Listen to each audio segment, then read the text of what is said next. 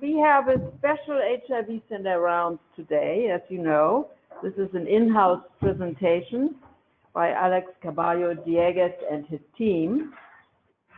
As you also know, most of you, Alex is retiring in a few months, but his work will go on in the hands of his well-established team of colleagues. And you will be totally assured after this session that all his work is in good hands. Alex is one of the long-term investigators of the HIV Center, which was initially funded in 1987, when at that time we received the largest single grant of NIMH of $18 million that had ever been issued at that time by NIMH. The Center grant has been refunded every 5 years ever since, initially with me as the director for 25 years, together with Lina Stain and Bob Spitzer as co-directors for many years. Over the last 7 years, the HIV Center has been renewed twice under the capable leadership of Bob Remian, who, by the way, sends his greetings in love, but he has that cold flu which is going around, so he can't join us today.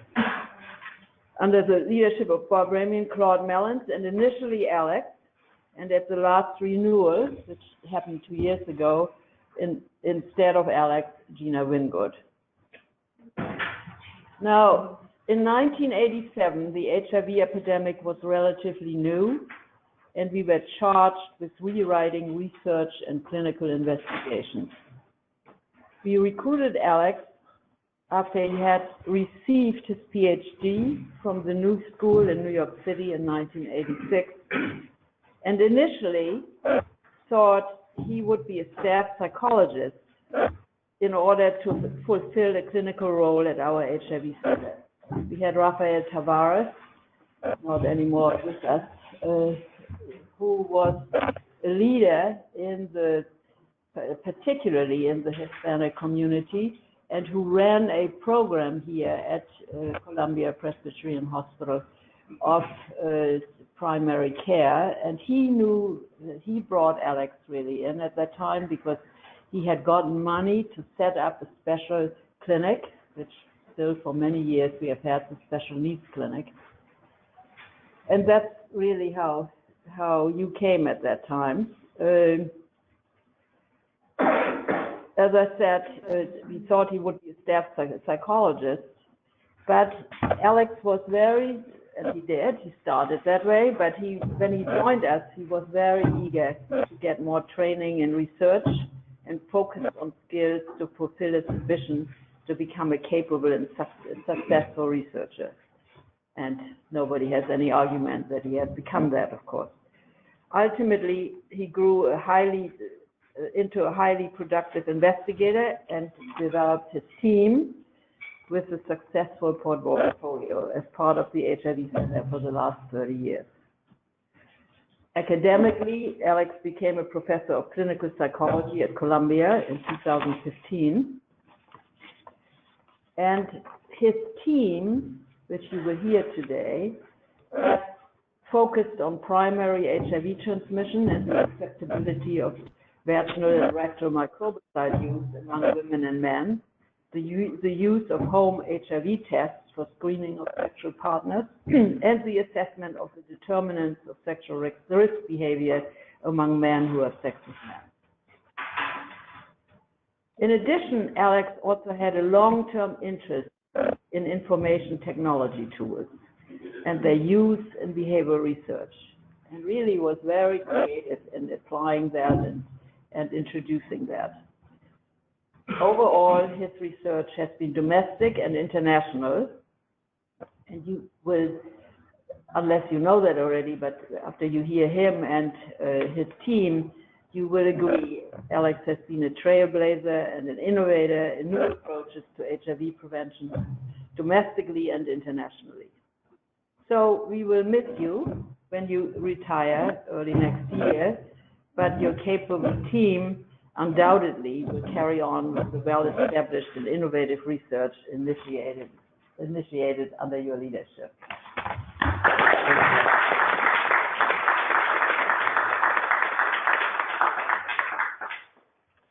Thank you, Anka, for your kind words, and thank you, Theo, for twisting my arm. I mean, for inviting me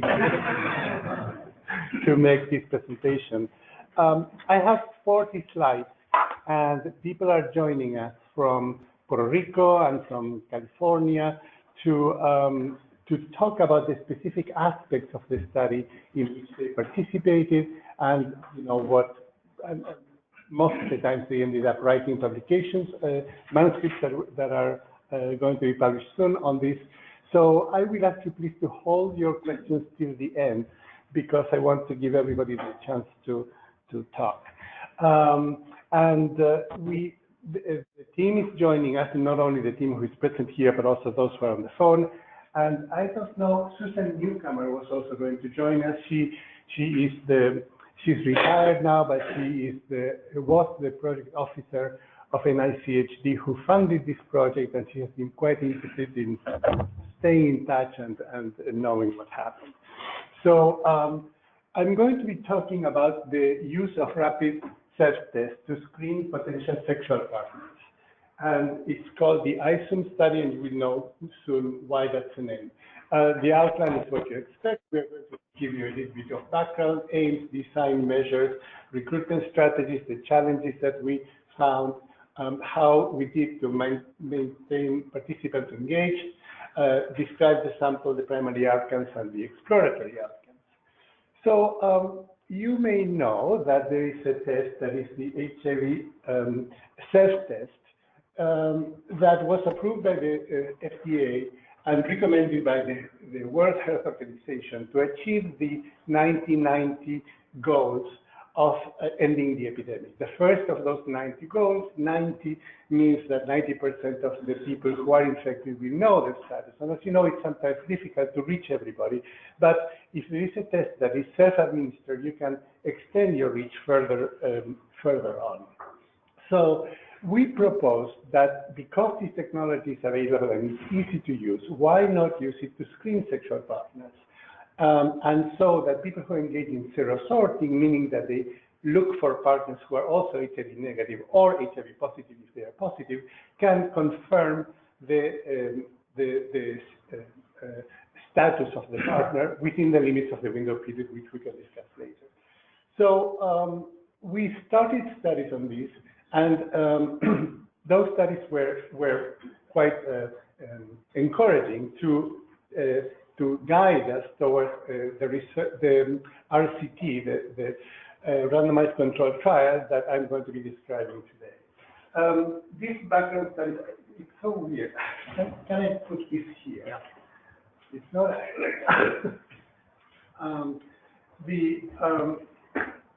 The prior studies show that men who have sex with men were willing to use the self-test to screen potential partners, and they showed that use of the self-test prevented exposure in key populations, because they told us, when I found out that my partner was infected, either I used condoms or I didn't have sex with them. We produced 9 articles from that study, and we also got a commentary that was very encouraging. It was an invited commentary from William Fisher, where he said, and I will read it because I've never had this kind of praise or our team in 30 years. He said, the study is a model of sexologically well-informed HIV prevention research that considers the sexually scripted context of casual or committed same-sex encounters and the way in which over-the-counter, home-based rapid HIV testing might or might not be integrated in the sexual flow. The study is also a model of participatory research in that participants are not only allowed to speak for themselves, but they set the agenda. And more than merely informed, they dominate entirely appropriately the findings and interpretations of the study. I was floored when I read that. But we said, great, now we can go for the other one. So the field name of the study was ISOM, and I will thank Curtis for coming up with the name. She said, well, how about if we call it I'll Show You Mine? So it's a pun, right? A sexual pun. I show you mine, you show me yours. And the idea is I'll show you my HIV test result. I'll do it in front of you. I'll show you what it is. And do the same, and so we will have more reassurance about our status. It was a 5-year randomized controlled trial that studied the effectiveness of HIV self-test as a risk reduction tool for non-monogamous men who have sex with men and transgender women who reported that they were rarely using condoms and did not use PrEP. Think about the fact that if this is a 5-year study, which just concluded in the official period concluded in June of this year, it was designed 8 years ago. So at that point, PrEP was not as popular as it is now. But because we knew it was coming, specifically we said, we are not going to take people who are on PrEP. The reason was that we anticipated people may have a different attitude about self-testing if they were on PrEP, because they might feel, well, I'm already protected. And also, we thought that people who want prevention need options, just like women who want to do pregnancy control, they want different options to choose from. We also thought that people who had the opportunity of taking a pill every day, some would say, I don't want to take a pill every day, I want something else, and this could be an alternative. The study took place in New York City and Puerto Rico, and it had one main aim and a secondary aim. The main aim was to test whether high-risk men who have sex with men and transgender women who have access to the test and learn how to use it with potential sexual partners will engage in less sexual risk behavior than people who don't use the self-test. The secondary aim was to see whether access to HIV self-test affects its use to reduce unprotected intercourse. And by access, I mean whether the test costs $40. And so if you're going to use it with a partner, that is $80. So what we wanted to do with this was to have the political agenda of the study was to say, okay, if there is a support for either bringing the price down or free distribution, that would be important. We are going to see how the design of the study will show that when you limit the access, that will be a problem in terms of increasing sexual risk behavior. The study design appears here. We had pre-recruitment. We had recruitment with a pre-screening. Then people came to visit one for screening and based on evaluation. At that point, they were told to come for a second visit at which they were randomized. And for those of you who are in your early career, I recommend that you don't do the randomization the first visit, because you never know if people are going to show up again, and you're stuck after you have randomized them. You're stuck with them for intention to treat calculations that are a problem. So, I mean, they can be a solution, but they also make things more complicated. So we did all the enrollment and eligibility assessment in one visit, and then we asked them, okay, now come back within a week, and we're going to do the randomization, and we're going to do some other procedures. So people who were randomized to the intervention group saw a video that has been developed based on the prior studies with actors playing the situations they had encountered, that the participants had encountered, offering the test to partners.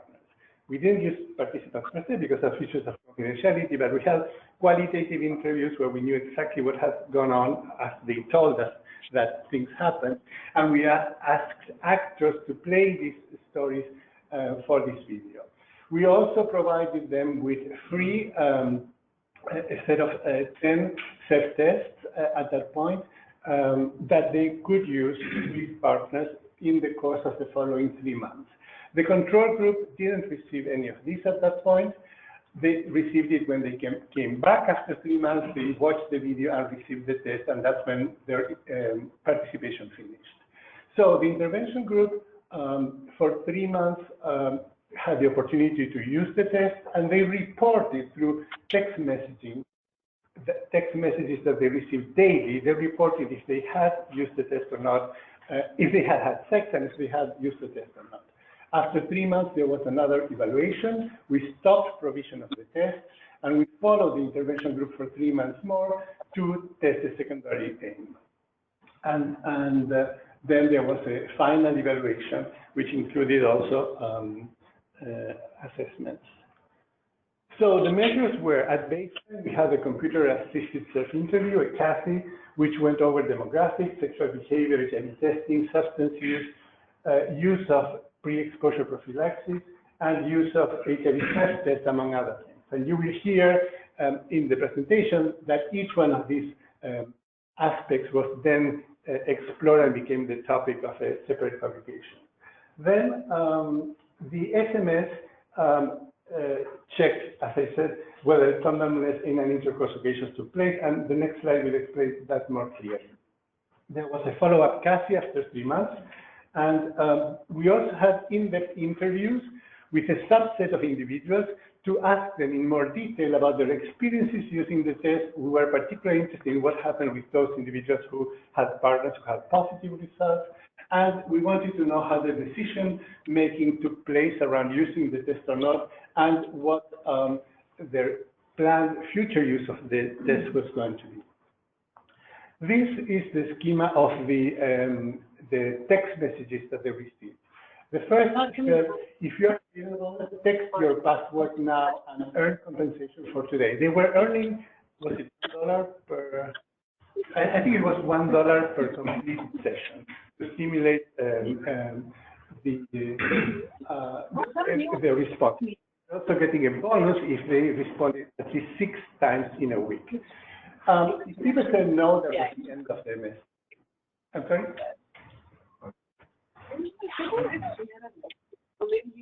Hi guys, I'll put you on mute. I think Irving can do it. Yeah, okay, great. So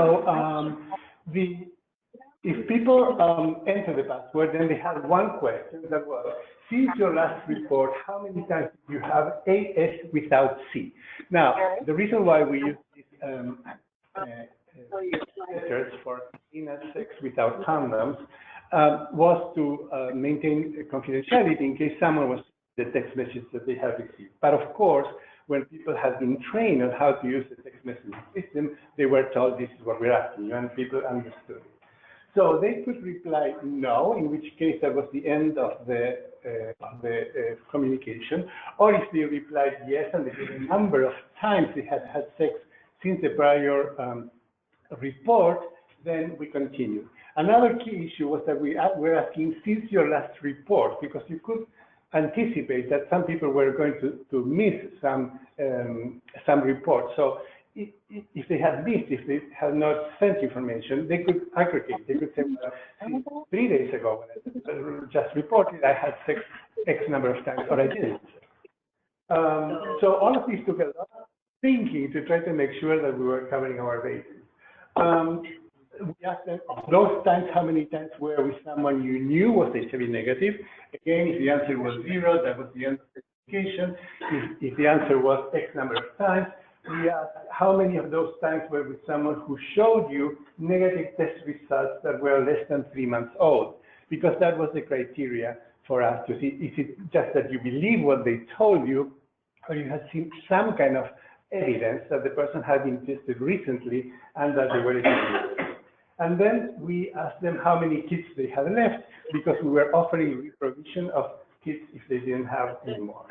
Then at the end, there was a message saying, thank you, you now have earned X amount of money. The system was accumulating how much money they have accrued to encourage them of, okay, if the first week they had, the first call they had $1 and, 10 days later they had $10, we said, they're going to see, oh, this is monthly. We're going to continue answering.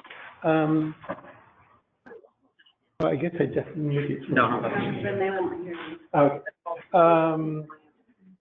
So, Irma, me parece que los estamos escuchando.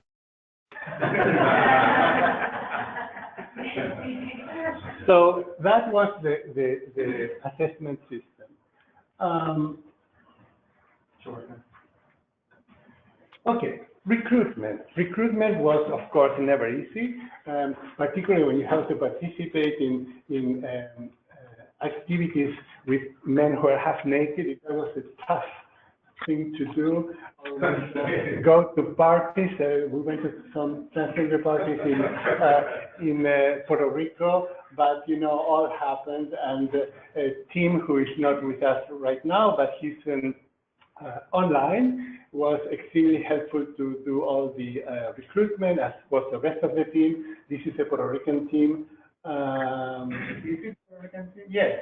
But I'm confused because Javier, who was between Puerto Rico and New York, was sometimes in Puerto Rico helping them, but it was really, really a very good outreach. The T-shirts that we are wearing says, "I'll show you mine," and it's translated into Spanish, "Te lo enseño." It was a very fun translation, and thanks to Irma and her group. Te lo enseño means I'll show it to you, but it also means I'll teach you something. So it was a double entendre that was very appropriate for this task. So recruitment strategies. We had a postdoc from the School of Nursing who approached us and said that she wanted to work with us. She was bilingual, had worked in Argentina, was very motivated to work, and we welcomed her, and we were very happy for her participation. Sarah, you are on the phone, so I will invite you now to tell us about this evaluation that you did about the recruitment strategies. Great. Can you hear me? Yes, go ahead. Oh, perfect. Great. So I was going to reiterate that as all of you or any of you who have conducted any research, the recruitment is the easiest part. So yes, for this evaluation, we wanted to get a sense of what recruitment efforts were working, and this was at about the halfway point. And therefore, our aim was to determine the strengths and the weaknesses of various recruitment strategies, and really to understand what was working well to recruit the target population. If you want to go to the next slide. So here highlight some of the main findings. There was a high number of individuals who reported being HIV negative at recruitment, but tested positive at visit 1, which may have highlighted the success in reaching the at-target population. The social media, which included websites and the apps used to send out recruitment information, really had the highest number of screened eligible. The referrals resulted in the highest percentage of eligible screening through personal contacts.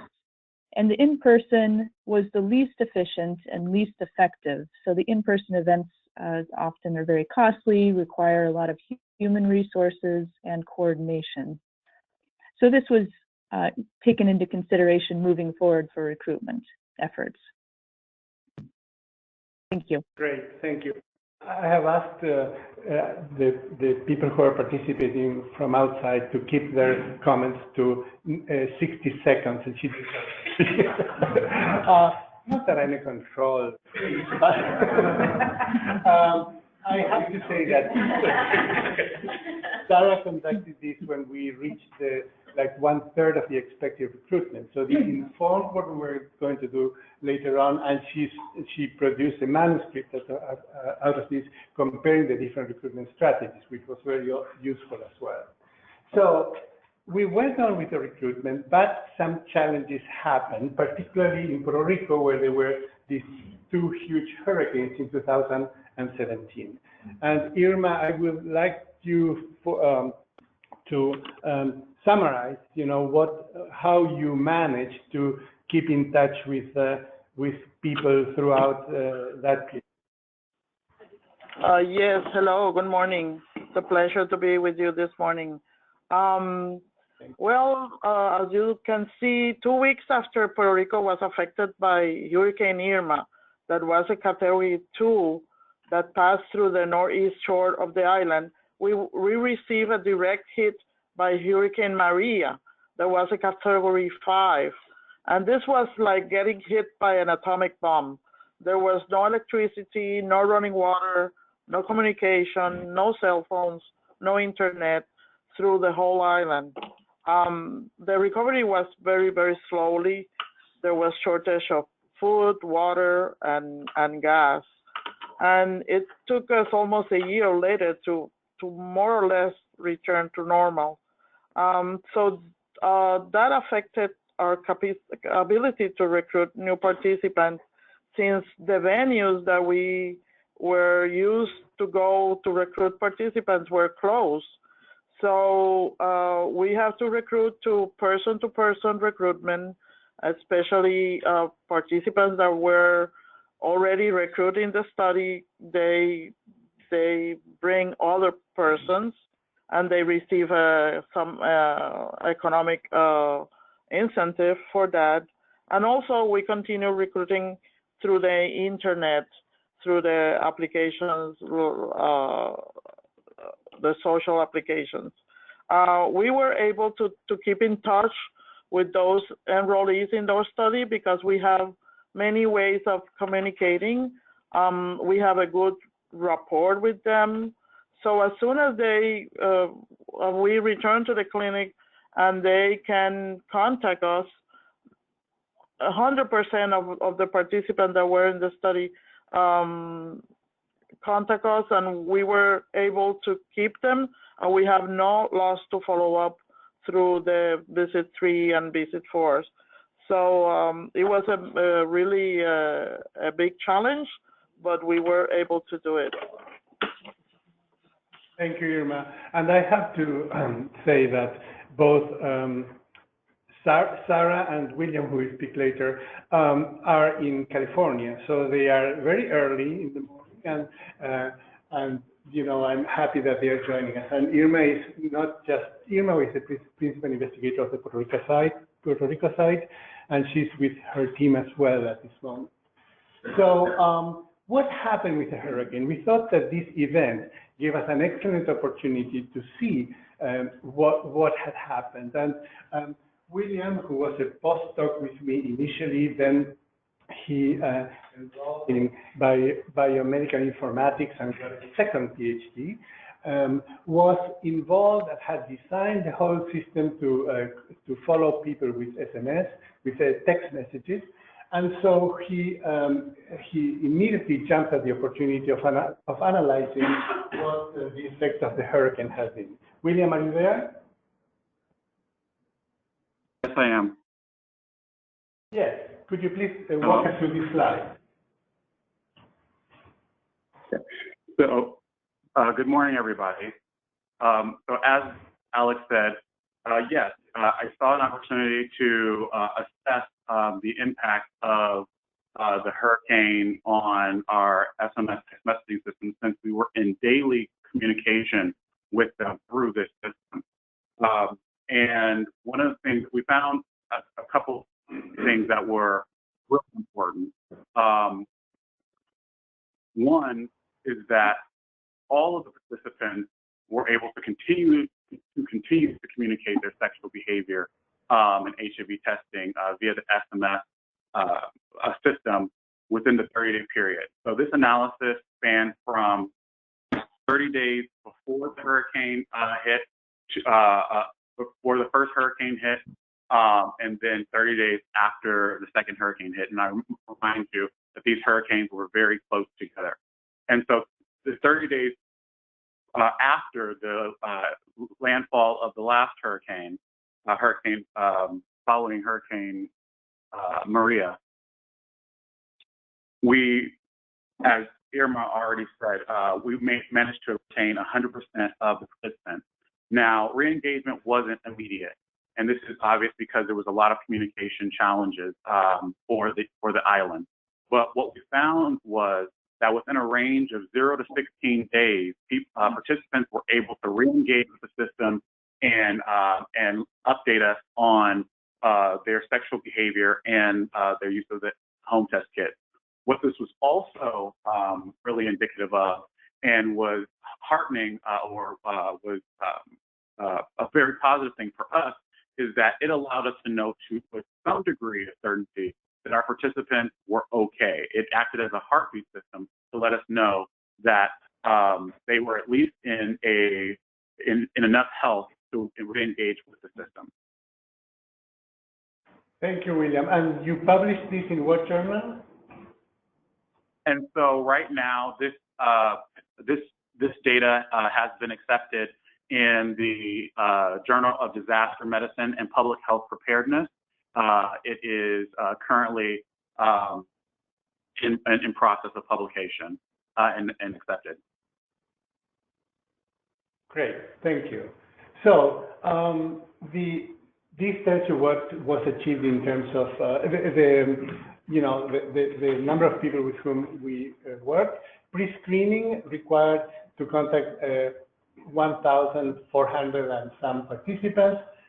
Some were ineligible because we had a very strict eligibility criteria. Some didn't show up for the visit 2 where they were randomized. So you see, this is the advantage of not randomizing in the first visit. Of those who were screened with CASI and with the test, some were not eligible because either they tested positive. We had 28 people who came and tested positive, which showed us that we were really on the target population, people who were risky and who, in most cases, didn't know the status. Maybe there were some who didn't know that they were going to be tested, or that, despite the fact that we told them, or that they tried to sneak by anyhow. So when we removed those that were not eligible, we ended up with an enrollment of 272. The target has been 300, but we had to, as Irma said, we had fewer participants enrolled in Puerto Rico. We had 106 of the 150 that initially we thought we could enroll there. And New York went on overdrive to over-enroll, but we didn't reach the 300. It didn't matter because we have anticipated an attrition that would have ended up with that number. But as soon as the problem with the hurricane happened and we anticipated what was going to affect the recruitment, we had a consultation with the SET core at that point, the statistics core, and they reassured us that with this strategy of increasing recruitment in one side more than the other, that we were going to be fine, which was the case. So the follow-up, we completed follow-up after 3 months with practically perfect retention. Incredible, yeah. That was really, I don't know how that happened, but it was all, the wonderful rapport that the team had with the participants. And the 6 months follow-up was 90%, which again, was pretty high, and we were very happy about that. This describes the demographics of the sample recruited. So on average, they were like 34 years old. They had some college degree on the bottom. The annual income was in 23,000 range. And there were no differences between intervention and control on these parameters. Most of the participants were ethnic minorities. That was by design, and also because we recruited in Puerto Rico, but that was the aim of the study, given where the epidemic hits more hardly. We managed to recruit 10% of participants who were transgender or identified as women, 27 participants, which was not easy, but we were happy to do it, and we want to thank both Christine for her participation in focusing on transgender people, and also Walter for making available some of the people from the AFFIRM study to be contacted if they wanted to join here. Gay identification was for 78% of the participants, and 2/3 were employed and some were students. So we go back to William so that he can tell us about the CASI measure, which was our main outcome. How did that work? How that worked? William? Yes. So the SMS CASI, which actually is a term coined in this study, you can search that in publication, as was previously described, was a method of data collection that we use that assess the daily activity of our participants. And different than a web-based system or something where somebody would actively have to engage. This was us reaching out every single day to the participants, and therefore this provided a lot of data points. So one of the more challenging aspects of using this system, even though it provided a lot of really great and robust information, is that in order to make sure that things were going well, we had to actively monitor the responses and concurrently clean the data. These were things that we learned in a previous study, MTN 017, when we used a similar system. The SMS CASI, if we can go back a slide. Oh, sorry. The SMS CASI system processed 272,656 messages. Now that is a Herculean task to analyze, but it also did it on 87 classifications of metadata, including time message was sent, directionality, the context of the message, who sent it, et cetera, and the main types of messages that were sent, received, and failed, of which only 0.06 were failed. Next slide.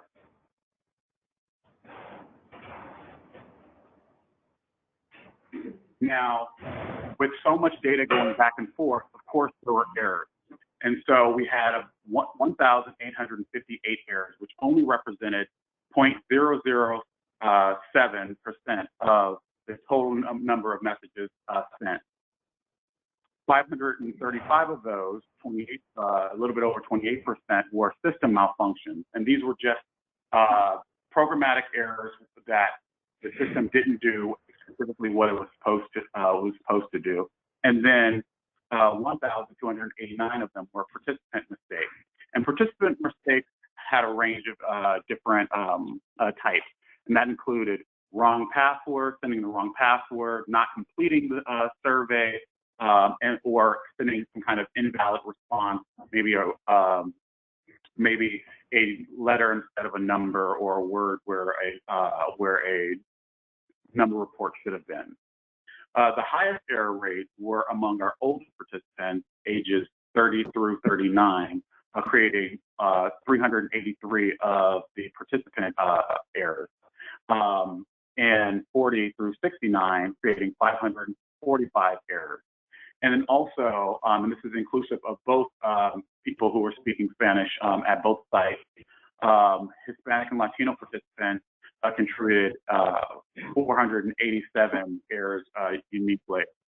But overall, we did find that the SMS system was highly effective in collecting this confidential data. And as is reported in other research, methods such as this that collect data on a daily basis are highly effective at reducing recall and social desirability bias, as well as potentially improving the accuracy of self-report itself. Thank you, William.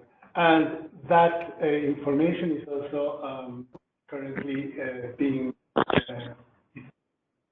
published, or it's published already, right? So that data is already published in the journal mHealth. Methods and system errors and demographic differences and participant errors using daily text message-based short message service, computer-assisted self-interviews to measure sexual risk behavior, and RCTs of HIV self-test use. Thank you. William always likes long titles because they can be searched with many different So what about the outcomes of it? Oh, and I just have to say that the reason why we use SMS daily as the main measure of outcome is because there's less recall bias, and if you ask 3 months afterwards, well, how many times did you have sex with how many people and whatever. So the primary outcomes, it's a mixed package. Overall, the intervention group participants reported 32% fewer occasions of unprotected anal intercourse with pseudodiscordant or unknown status partners than the control group participants. Now, this difference was just a trend, 0.08, So it didn't reach statistical significance overall. However, when we conducted the analysis separate for New York City and Puerto Rico, New York City, which had the larger percentage of people, had a significant, statistically significant reduction of risk behavior at a p-value of 0.001. In Puerto Rico, curiously enough, the intervention group participants reported a statistically non-significant greater number of unprotected anal intercourse occasions than the control group participants. And the difference between the two sites was statistically significant. So something really different was happening in the two sites. We checked the literature, and there are several reports that when there are catastrophes, like happening with the attack in New York in 2001, that there is an increase in risk behavior. That study was produced by Marianne Chesson. And so we thought that probably the hurricane had some effect on what had happened. But nevertheless, we tried to analyze every other possible measure that we had in the study to see if we could account for the differences. And site differences were not explained by adjusting by likelihood of using an over-the-counter self-test to test a sexual partner, which we had assessed this at baseline, likelihood of raising the idea of using a test with a partner, trusting blood results more than the oral fluid, which was we gave them the oral fluid test, but some people said that they would trust more blood test. And we also tried to see whether, if we didn't include the transgender participants, many of whom were involved in commercial sex, if that made any difference or not. That didn't explain it either.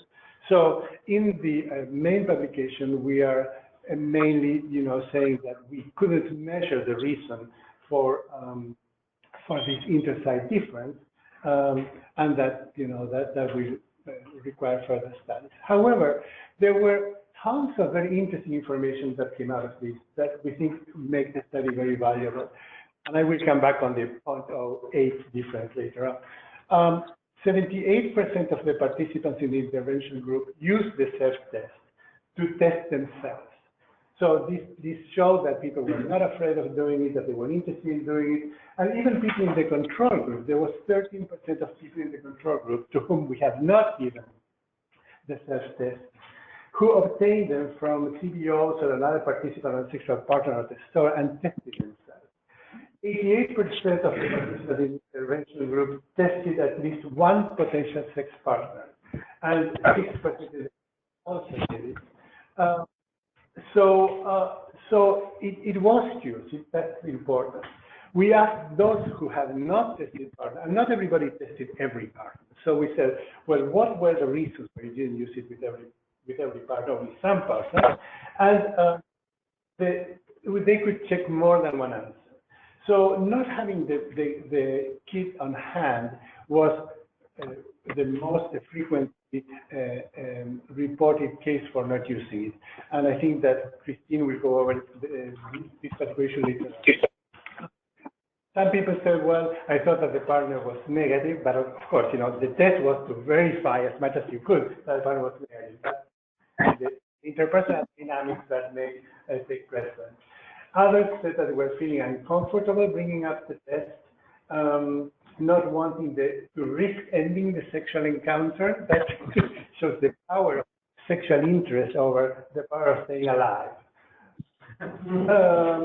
Knowing that they were not going to engage in anal intercourse, feeling that the partner might react negatively, or being too drunk or high, that was only 13%, or not wanting to go through the hassle. So how did people propose partners to use the test? 55% proposed tests through a chat, a call, or text, which is very interesting, because when they are reaching out to people over the internet, there's less risk of generally these encounters are very fast, and so if you tell someone you want to use the test and the person says, I'm not interested, you can say, okay, bye, I'll move on to the next one. So it's interesting that people were confident enough to present it over the internet. then 86% proposed it in person.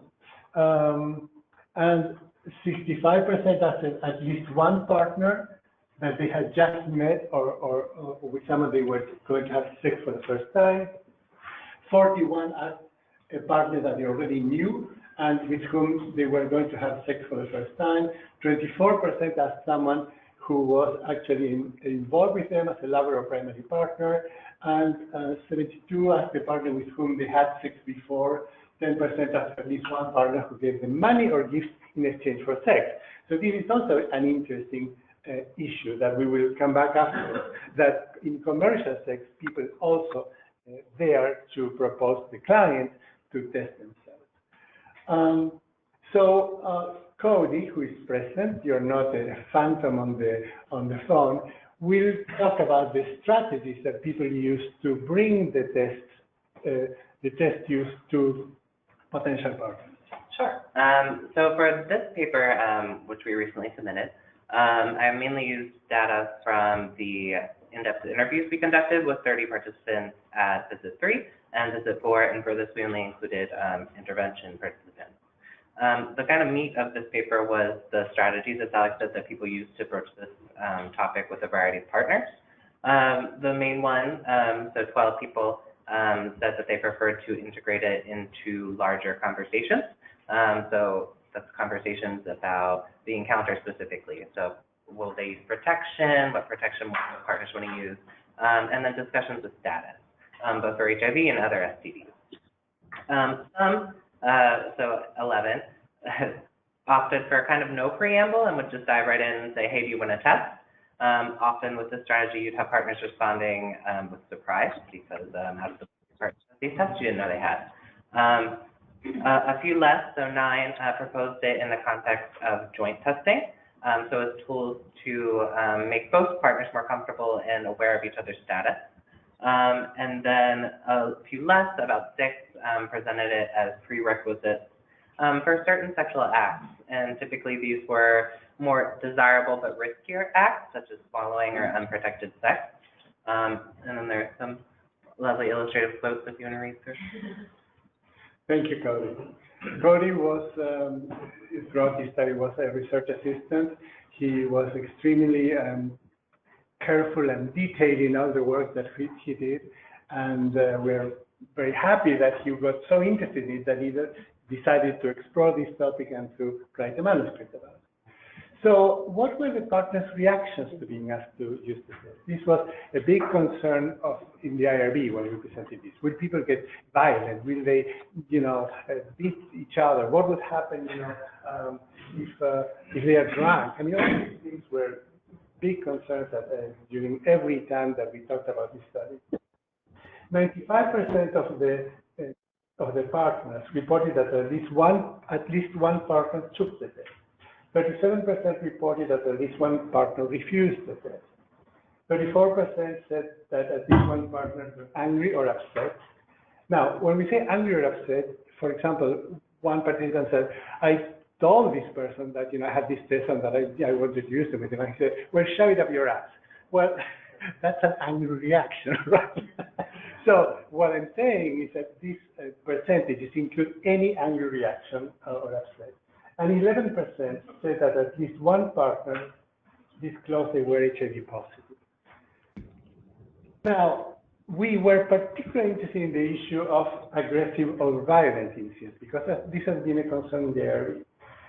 At the screening, we have asked, before people were enrolled, we had asked participants, how hard would it be for you to anticipate that someone could get aggressive? And would you be able to handle violence? Anybody who said, very hard, I wouldn't be able to handle it, were screened out of the study. Only 2% out of 299 said, I wouldn't be able to handle it and it would be very hard. So that shows that in this larger sample of people, some of whom may not have qualified for the study because other reasons, but that only 2% said I won't be able to handle it. And some of the answers were, quite interesting. They were saying, well, if you meet people online in the middle of the night through an app, you are already, you already know that there are some risks, and you have your own systems to kind of screen what kind of person this is. Now, okay, that is all hypothetical. So what have we realized?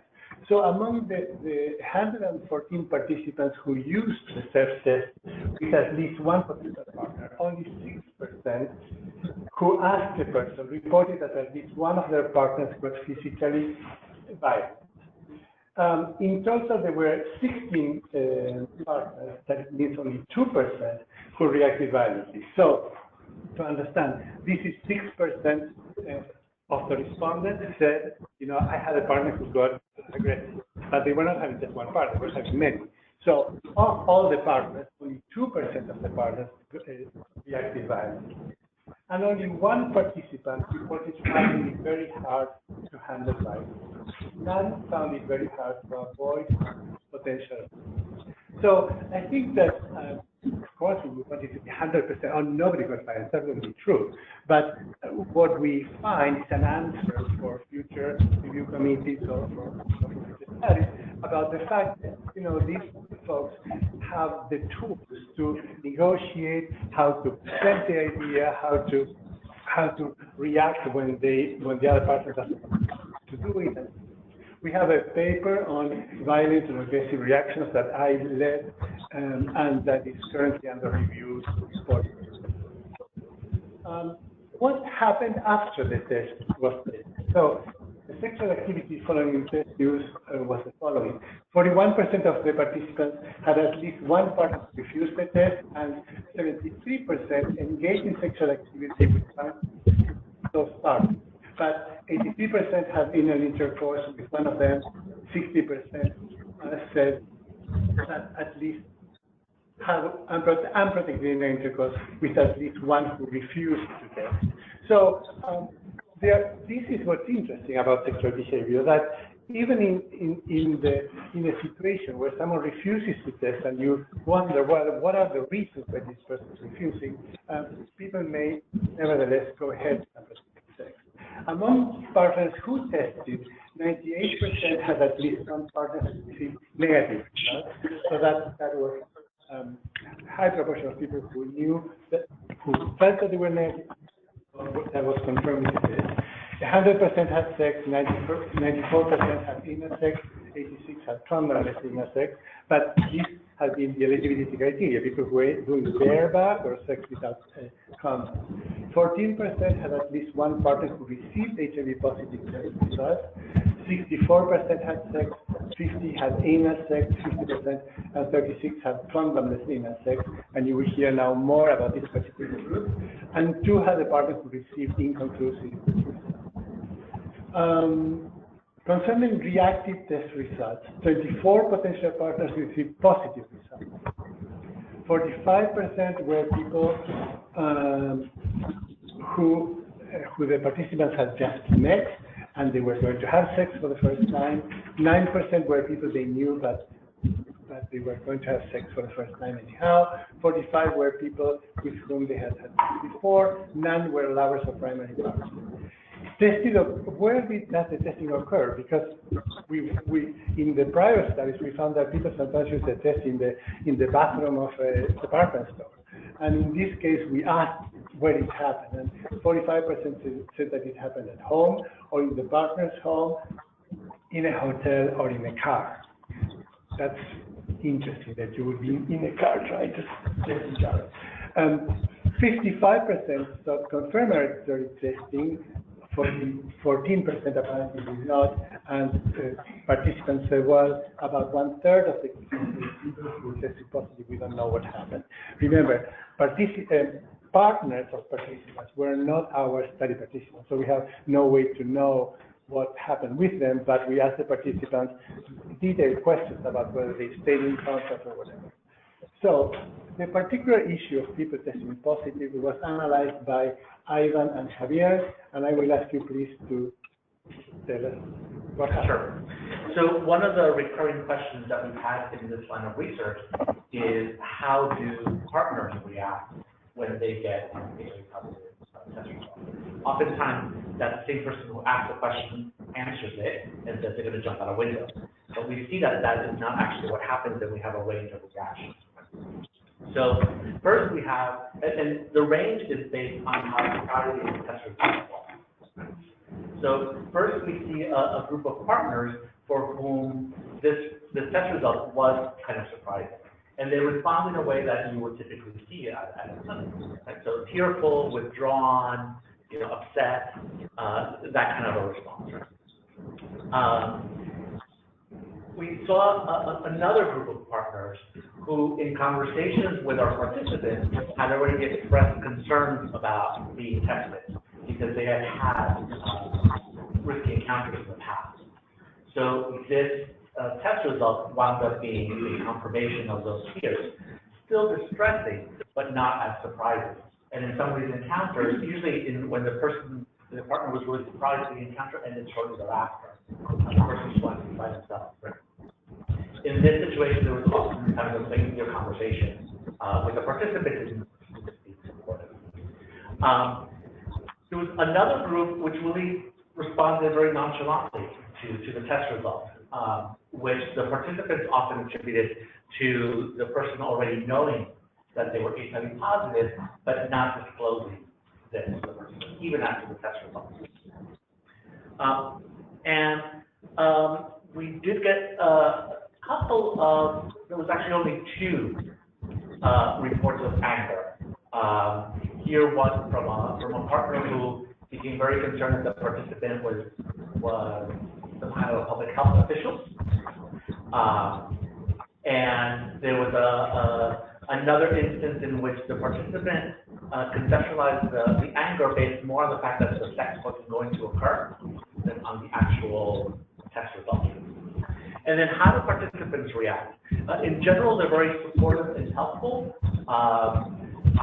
They oftentimes have a lot of information about HIV already and are encouraging to the participants about new treatments and current state of affairs.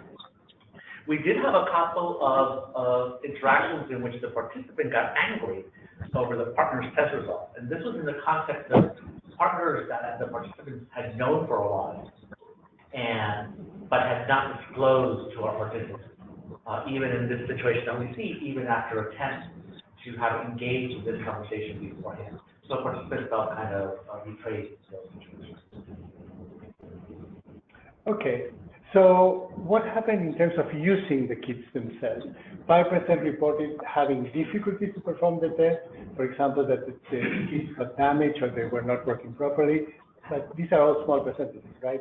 1% only had difficulty interpreting the results, but in that case they have numbers to call. So 3% called the hotline. 1% reported contacting the study personnel due to problems with the test. Reasons included getting a positive result or needing more tests for the class. So we're going back to Sarah, who's going to tell us about the testing logistics and attitudes.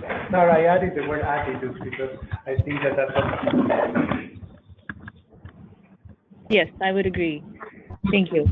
So for this study, we wanted to explore the attitudes and the preferences in using the test with partners, and we evaluated some CASI questions at the start and the end of the study, as well as some individual interview or the qualitative data in this area, specifically focusing on their preferences. We wanted to look at descriptions of cost considerations and recommendations for improving the test, as well as potential use in the future. And maybe unsurprisingly, because I think this is similar to other studies that have found that there was a preference for the oral swab over the finger stick test. However, preferences went up, or there was an increase if the test was half the price, if it provided faster results or a shorter window, or increased test results, or included test results for other STDs. And the majority were willing to spend up to $20, with very few considering spending the amount of the actual cost of the test, which I believe is still around $40. And this didn't change much from the beginning to the end of the study. And not surprisingly, the cost does appear to be a major barrier for use in the future, as described by the participants. And many discussed issues of the size of the packaging. There was a lot of participants talking about taking, wanting to have the test on hand at all times, taking it with them, keeping it in the car. But there was some who took the test out of the box because of the size issues, and then there was other descriptions of concerns of taking it out of the box and what their potential partner would think of it as simple tampering with the test itself. So future efforts could certainly consider reducing the size of the packaging, incorporating other STDs, reducing the cost of the test would be important for using a preventative strategy. And also there's a lot of description on how to improve the access and marketing, making people more aware of its availability, having it be accessible, particularly at convenient locations where people frequent, which could improve future use. Thank you, Sarah. Thank you. Another of the big concerns of IRB company was what happens with substance use, and Curtis has traditionally looked into substance use in all of our studies, so he will tell you what happens with substance use in this study.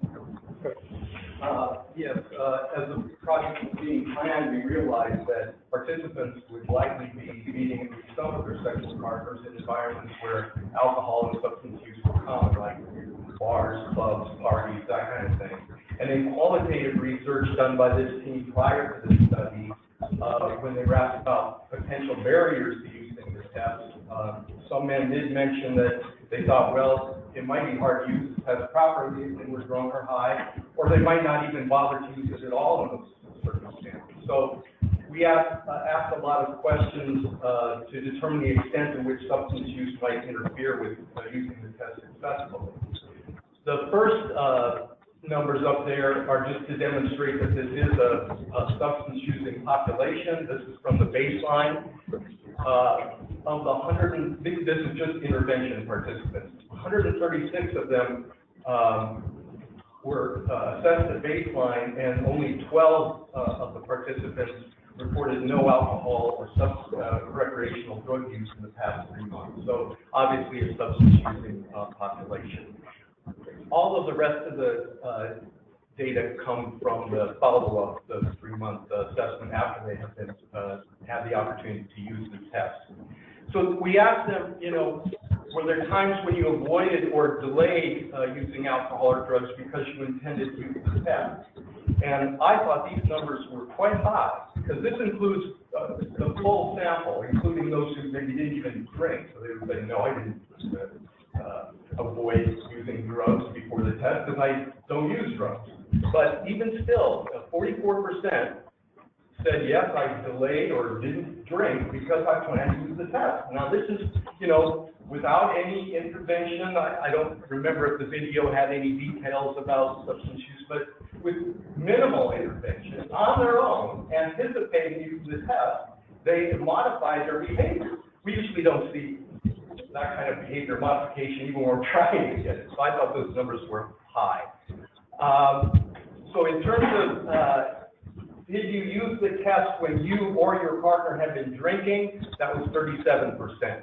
When you or your partner had been using drugs, it was 24%. And I compared those who used substances during test use to those who didn't on some testing behavior and intentions variables, and didn't really find any difference.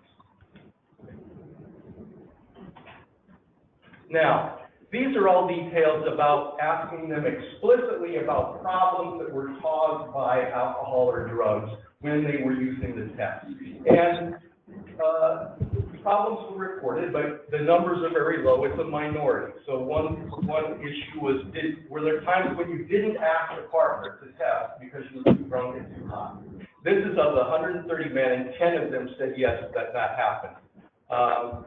how easy or hard was it for you to use the test while you were under the influence? And 11 said it was fairly hard, and 3 said it was very hard when they were drunk or high.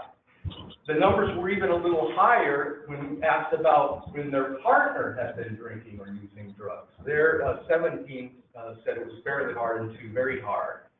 And then we asked very explicitly, did alcohol cause any problems when you were discussing the test? And their response options were none, minor problems, major problems. And also about when they actually used.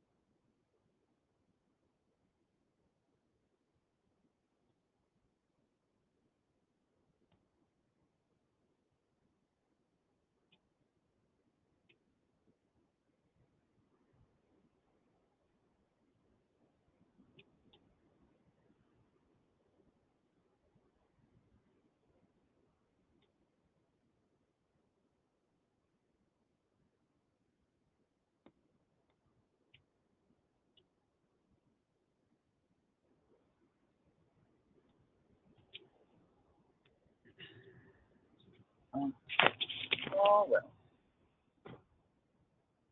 Hey, David, good try.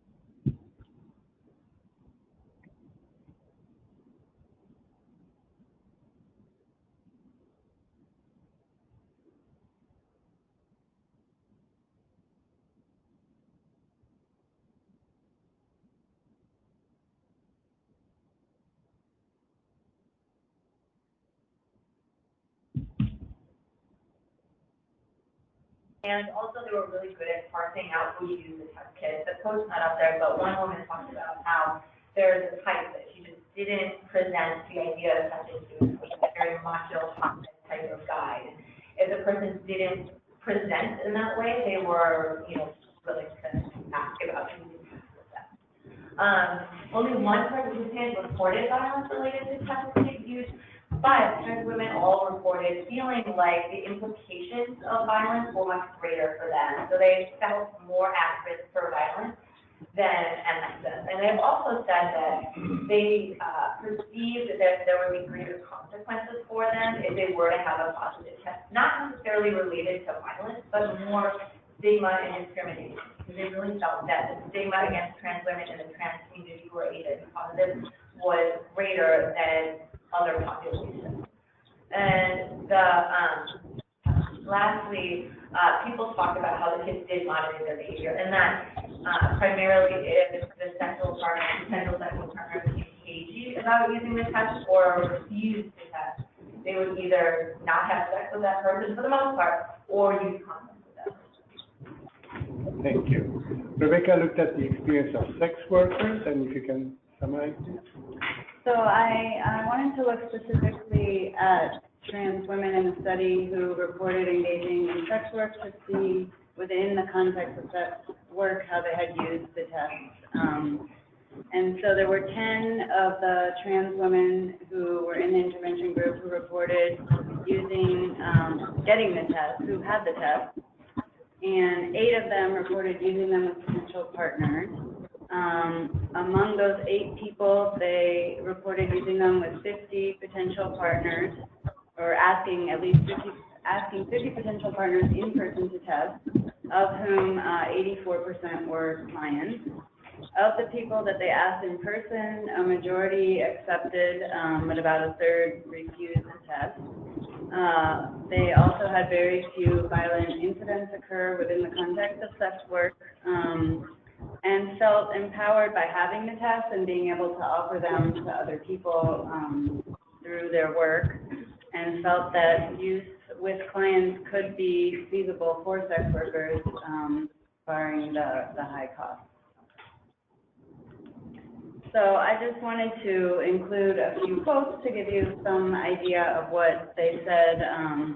For example, about avoiding violence, one of the recommendations was to do it in a public place where there could be access to other people in case anything went wrong, or avoiding partners who were using substances. They found it was a way to build awareness, and also the sense that, like, people always thought, well, you're trans and you're the sex worker, so you're the one who has to be careful. But, you know, to be able to say, look, you have to protect yourself too.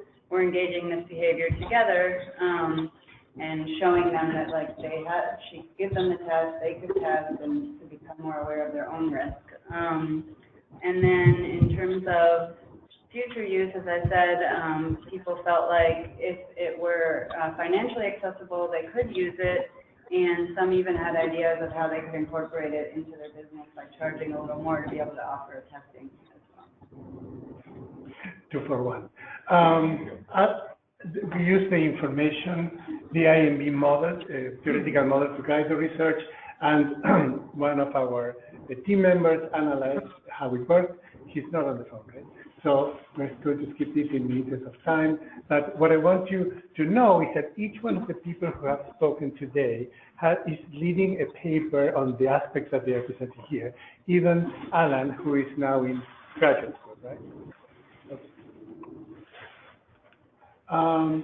Irma, if you're still online, I would like you to talk about just the Puerto Rican side, because we wanted to have the information of what happened there available to Puerto Rican authorities for potential use on issues. Irma? Yes, I'm here. Yes, we were very interested in look at the results of the Puerto Rico cohort.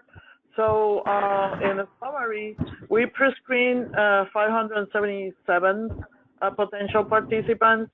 Of those, 28% qualify, and finally, 113 MSM and 19 transgender women came for the visit 1 screening.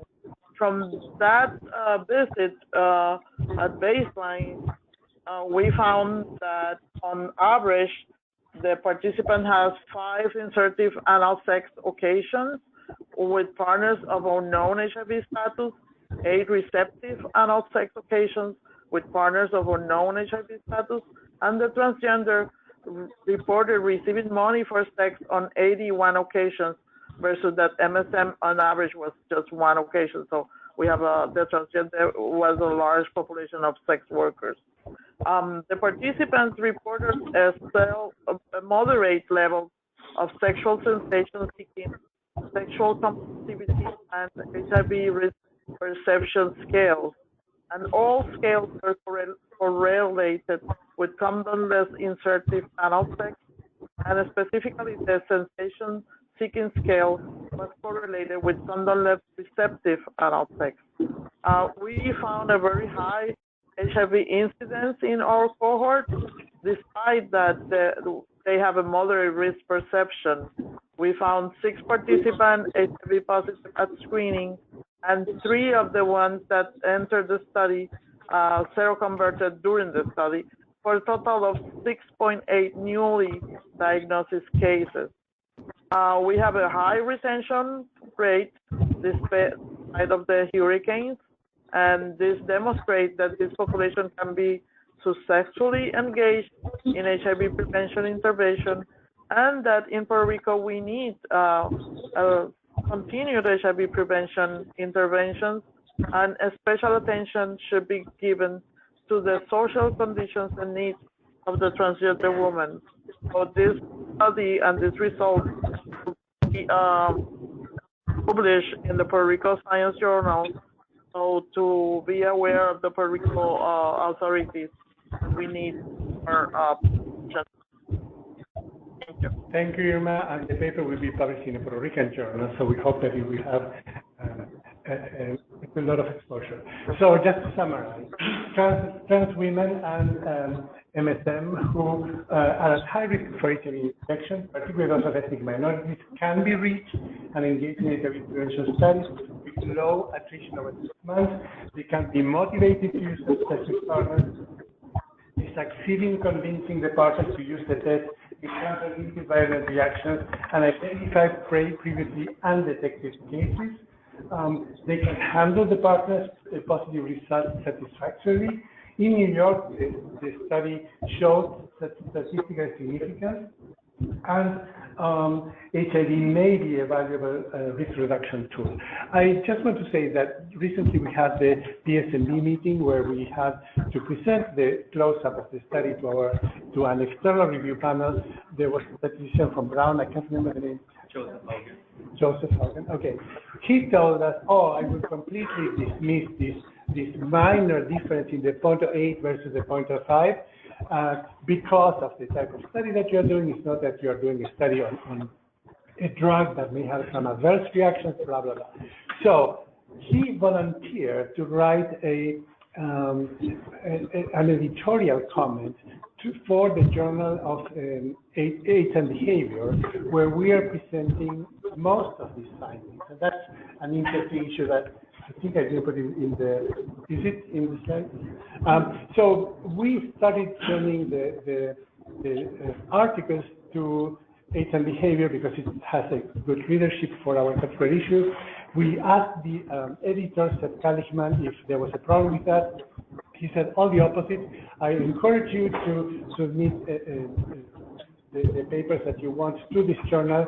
If they are accepted for publication, we will put them in a group highlighting the results of the study. So we're very happy about that.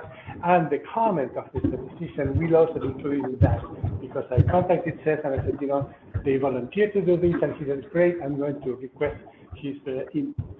So altogether, I want to highlight overall the work of the team, which was absolutely fantastic. You realize that this requires high level of commitment throughout. Everybody got involved, even volunteers. I haven't had a chance to talk about the volunteers, but there were several volunteers, some of whom Masood didn't know about, so he's not really great. There was an incredible degree of responsibility. Sometimes they had to monitor things over weekends and at night because the business wasn't working, and they were all doing it. There was a high level of productivity. We have 13 scientific articles that are coming out from this study. 2 have already been published, 1 is accepted, 5 are under review, and 5 in development. That's all. They are all the articles are done and submitted minus 1. There's, yes, 1 pending submission. 1 is pending, but everything else has been submitted, and we finished on the 30th of June. We are in the 6 months of extension, and we had the invitation from AIDS and Behavior to submit several articles. So, sorry for going so long.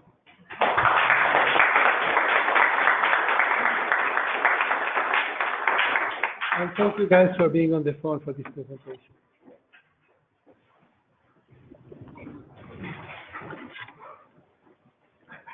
We are a little bit over time, but we, of course, first of all, want to thank Alex and the entire team for their productivity, for the original approach.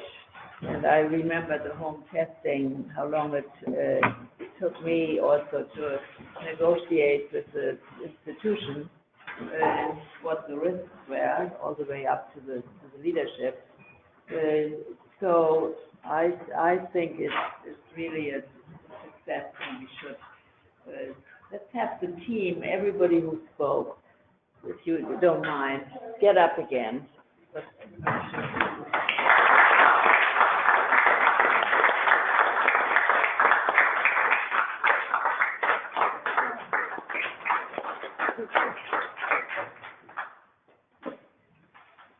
It was a good team effort, and I'm very, very thankful to you guys for this. Thank you. Yeah.